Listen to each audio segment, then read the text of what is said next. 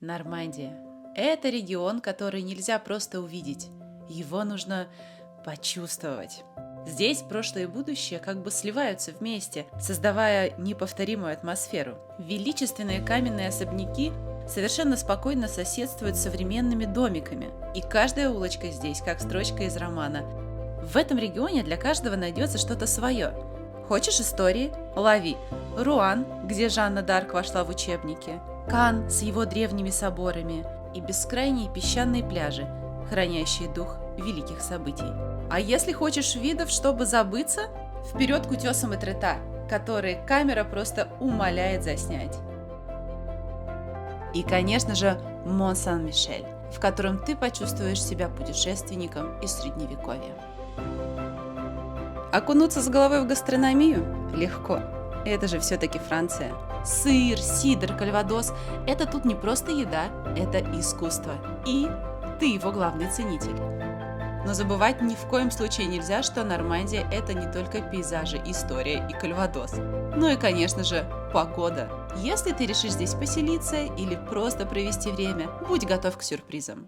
Впрочем, именно погода придает Нормандии ее уникальный шарм. Мы предлагаем вам прогуляться по этому прекрасному региону и посмотреть, где бы тут можно было пожить и какую недвижимость приобрести. Так что забываем про спешку, мы ведь с вами в Нормандии. Усаживаемся поудобнее и начинаем!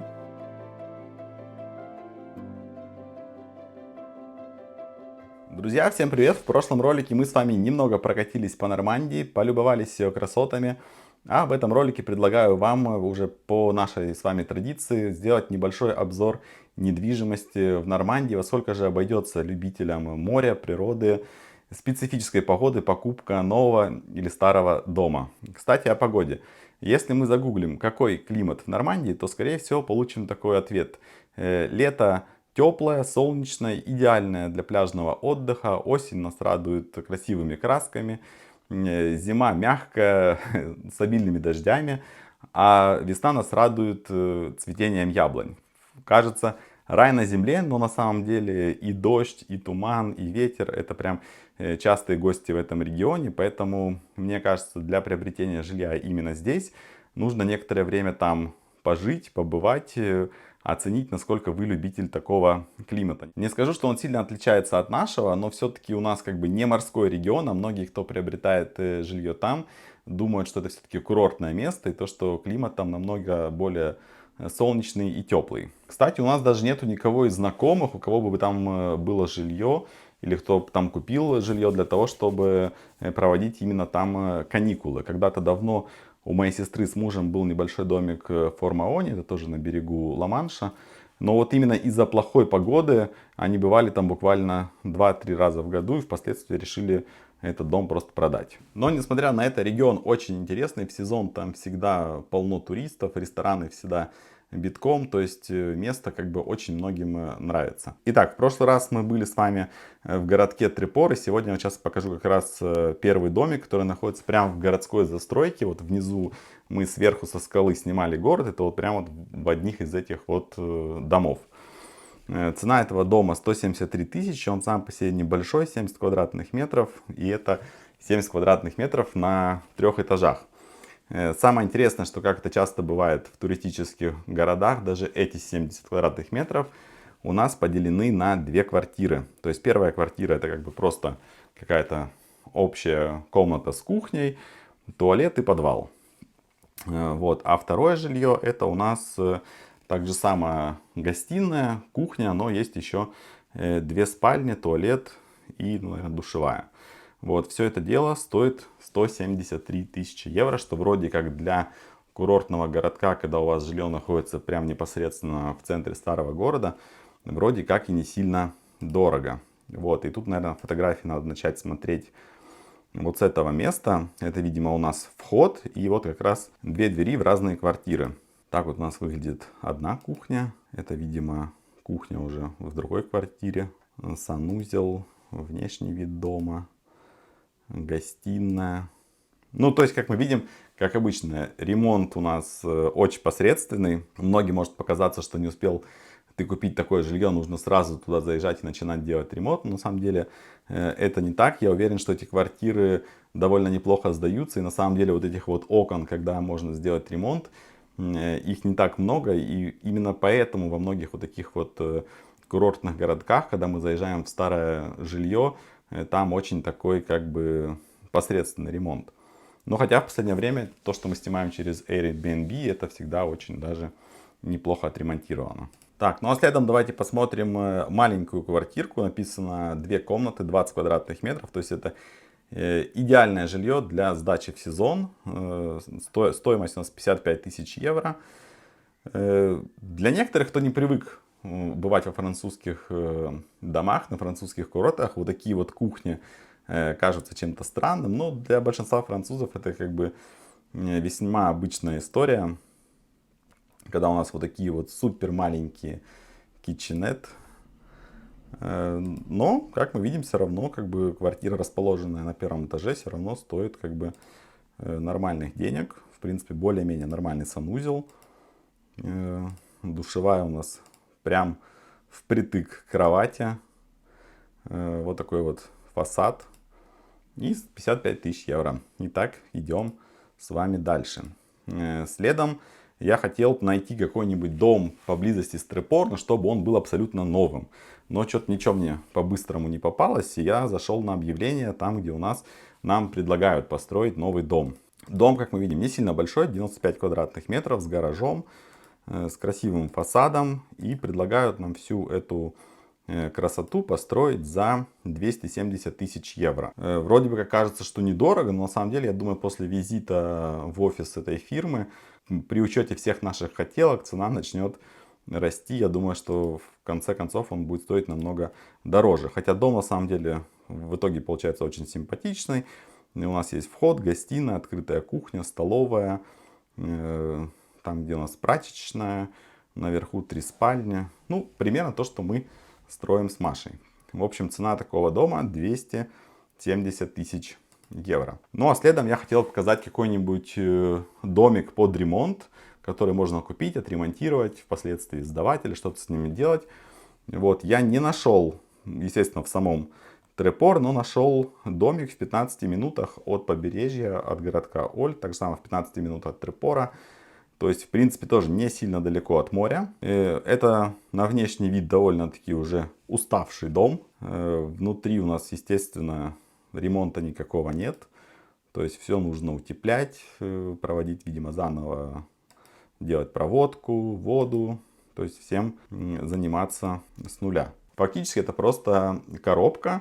Но цена все равно интересная, учитывая то, что мы находимся в 15 минутах от моря. 44 тысячи евро. Вроде как не кажется, что это сильно дорого. Скажем, если мы начнем сейчас с вами перемещаться южнее по вот этому морскому океанскому побережью, то цены там начнут расти, и таких домов там дальше уже не найти. Ну, кстати, к слову сказать, это уже самая граница Нормандии, это уже даже может быть от де Франс, но все равно, учитывая цену 44 тысячи евро, вроде как неплохое объявление. Так, это что касается окрестностей городка Трепор. Но что касается Нормандии, не все любят ее только за пляжи, за красивые виды скал, за морские прогулки, рыбалку и так далее. Нормандия — это самый известный регион, где выращиваются устрицы. И примерно около трети всех устриц во Франции выращиваются именно здесь. И как некоторые утверждают, что они здесь насыщенные вкусом, что они более сочные и так далее, не берусь судить о вкусе устриц, потому что не являюсь большим фанатом, хотя мы регулярно их едим на Рождество, либо когда приезжаем на океан. Но вот как утверждают, что одни из самых вкусных устриц в Нормандии выращивают как раз в городке Сен-Ваас-де-Лаук. И если у нас Трепор является самой северной точкой нормандского побережья, то это как раз его противоположность. И давайте посмотрим, сколько же недвижимость стоит в этом городке. И вот что самое интересное, мы вот буквально чуть-чуть спустились южнее или западнее, не знаю как сказать, но у нас уже совсем другие виды. Совсем другие виды, появляются совсем другие дома. Буквально первый дом, который мне попался, это какая-то, ну это скорее всего уже вилла, которая стоит 1 000 000 евро. И здесь даже вот как бы комментировать ничего не хочется. Здесь просто хочется любоваться и смотреть, какой классный дом. Несмотря на то, что мы видим, что дом уже довольно-таки старый, ремонт тоже уже в возрасте, но этот дом полон шарма, какой-то, я бы сказал, такой даже дворцовый ремонт, несмотря на то, что его делали уже давно. Но тут, как говорится, комментировать, только портить, друзья. Просто смотрите, это, конечно, стоит 1 000 000 евро. Не могу сказать, что все любят такое, но мне кажется, какой-то прям свой стиль, своя изюминка в таком доме, в таком ремонте присутствует. Этот дом у нас 217 квадратных метров, состоит из 8 комнат, 4 спален, 3 санузла. Около 3000 квадратных метров территории, построен уже более 100 лет назад. Находится он у нас на самом побережье, но вот такая вот цена, 1 000 000 евро. Дальше просто для сравнения выбрал участок земли в этом же городке. И вот, кстати, земля, мне кажется, не сильно дорогая, 5 соток, 70 000 евро. Идем дальше. Дальше у нас уже домик, типа такого, как мы смотрели в Трипорт, они это называют старый рыбацкий дом, который находится в центре города в ряде других домов.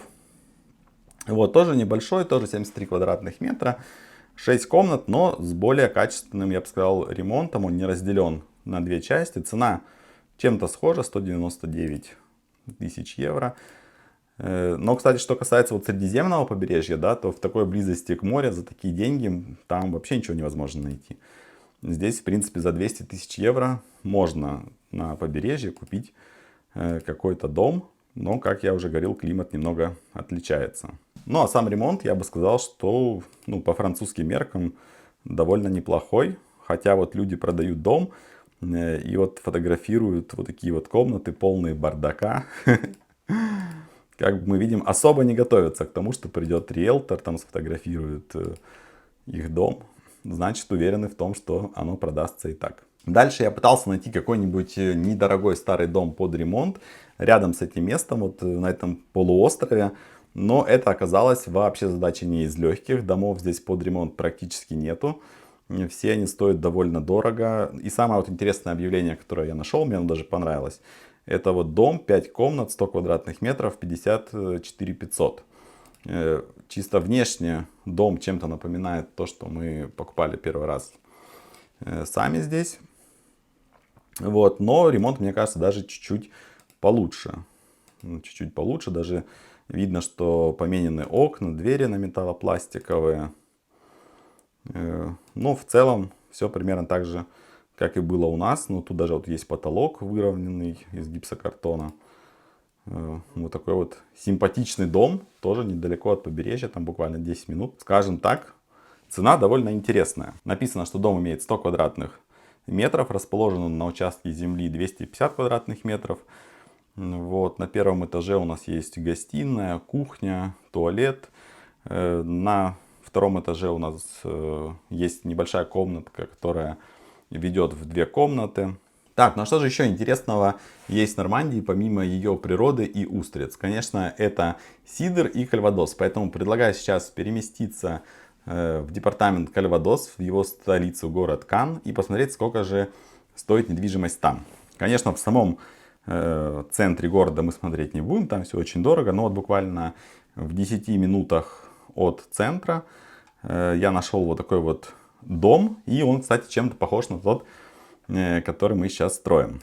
И вот дом стоит 359 000 евро. Мы видим отдельно стоящий дом, правда он с гаражом, такой чуть-чуть более интересный на внешний вид. Но вот зал, кухня, мне кажется, что-то чем-то напоминает то, что будет у нас.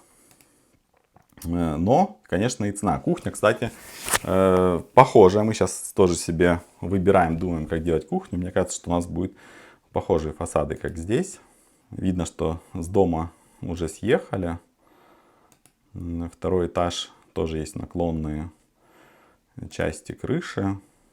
Довольно неплохой дом, хороший ремонт. Это вот, кстати, всегда хочется найти вот такой вот дом, который свежепостроенный, чтобы посмотреть, сколько же он стоит. И вот в этом департаменте Кальвадос, да, вот рядом с городом Кан, вот такой вот дом, 6 комнат, 127 квадратных метров, стоит 360 тысяч евро. Кстати, у дома очень хорошая энергоэффективность, класс Б. Ну а что дальше? Дальше я решил посмотреть, сколько стоит у нас участок земли. Участок земли, кстати, 527 квадратных метров стоит 110 тысяч евро.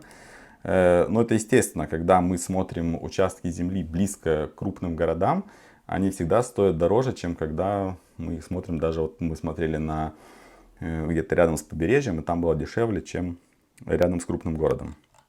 Потому что все хотят переехать с квартиры в свой дом. Ну, наверное, я так думаю. И так же самое здесь я пытался найти что-то рядом, такое недорогое под постройку. Мои поиски тоже не увенчались успехом, уже достаточно далеко от города Кан, в глубину, так скажем, материка. Я нашел дом 80 квадратных метров за 56 тысяч евро.